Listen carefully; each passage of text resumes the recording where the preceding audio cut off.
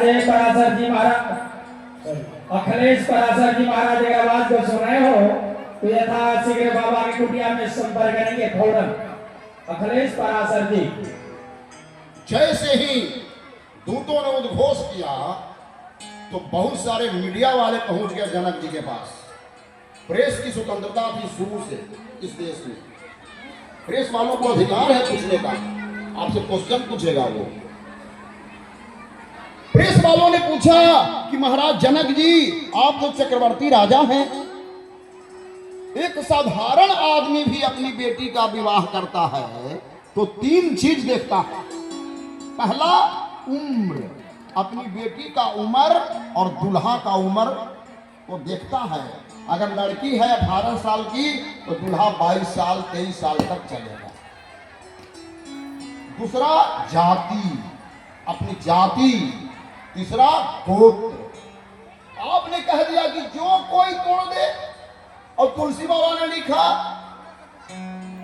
कि भूपति नाना आए सुनी हम जो पन ठाना, और दीप दीप के भूपति नाना। नाना किसको कहते हैं? जिसकी उम्र कम से कम 50 साल की हो गई है वही नाना बनेगा।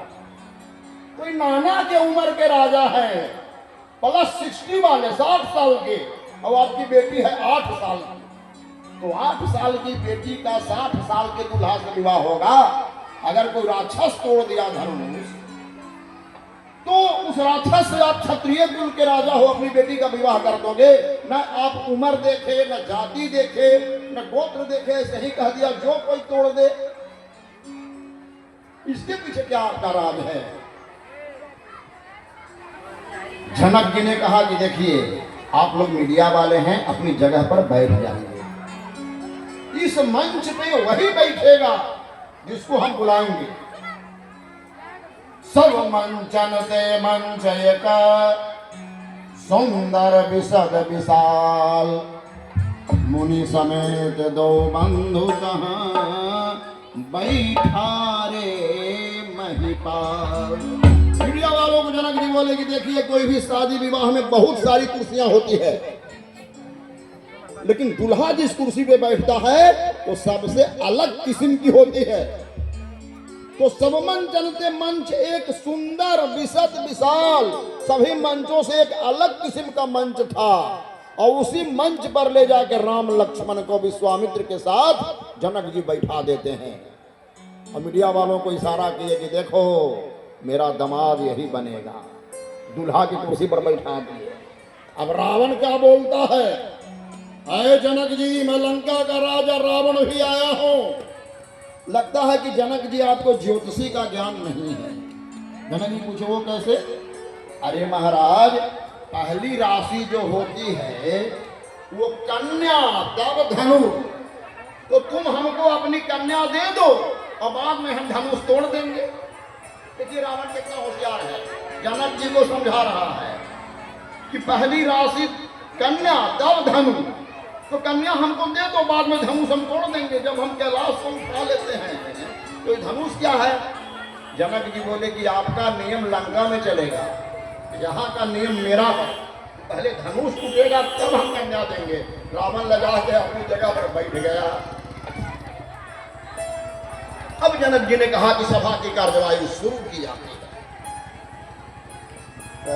राजा लोग एक एक करके उठते हैं,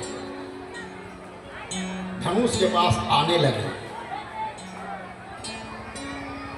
उठाना तो दूर रहा, धनुष पर ही राजा गिर पड़ते हैं, और धनुष राजा की सारी शक्ति को खींच लेती है।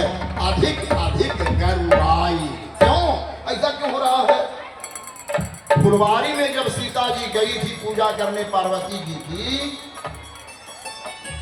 तो एक बार पूजा की और दोबारा जब गई तो प्रार्थना की। अनशन पर बैठ गई सीता जी और पार्वती जी को बोली कि तब तक नहीं उठूंगी जब तक आप हमको वरदान नहीं दे दोगे। पार्वती बोली कि कौन सा वरदान चाहती हो? सीता बोली कि मैं यही चाहती हूँ कि हमारे पिताजी प्रतिज्ञा कर लिए हैं कि जो धनुष तोड़ेगा उसी से मेरा विवाह होगा। तो धनुष केवल राम से ही टूटे। मैं राम से प्रेम करती हूँ। आज क्या होता है, आज लड़की अगर प्रेम करती है किसी लड़का से और लड़का करता है प्रेम किसी लड़की से और दोनों विवाह करना चाहते हैं, लड़का बोलता है कि अपने माता पिता से तुम पूछो क्या कहते हैं, क्योंकि मैं तुमसे प्रेम करता हूं दुर्गा समझ के और तुम्हारा बाप हमको काट देगा मुर्गा समझ के। विवाह नहीं होगा क्योंकि प्रेम सच्चा नहीं है। सीता जी बोली कि धनुष उसी से टूटना चाहिए जिसको मैं चाहती हूं। पार्वती जी टेलीफोन करती है शंकर जी के पास, हेलो हेलो। शंकर जी बोले कैलाश से कि हाँ मैडम बोलो बोलो।